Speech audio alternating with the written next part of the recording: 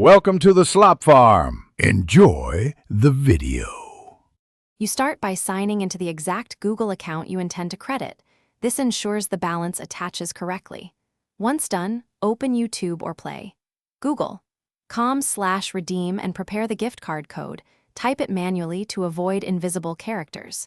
Make sure the card's country matches your account region because YouTube rejects mismatched regions. If the card arrived by email, copy only the code characters. Do not include extra spaces. This prevents common input failures before you proceed. You now paste or type the code into YouTube's Redeem page or the Google Play Redeem dialog. This action applies the funds to your Google balance, which YouTube reads for purchases. After submitting, watch for a confirmation message and a balance update. That indicates successful redemption. If you plan to buy premium or a channel membership, select the purchase and choose your Google balance as payment.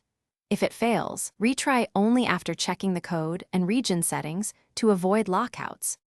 You finish by choosing the YouTube product, premium, rentals, or channel memberships, and selecting your Google balance at checkout. Confirm the charge. If payment is declined, first sign out and back in, clear cache, and retry on a different device to isolate browser issues. If the code still won't redeem, double-check regional restrictions and that you're using the same account.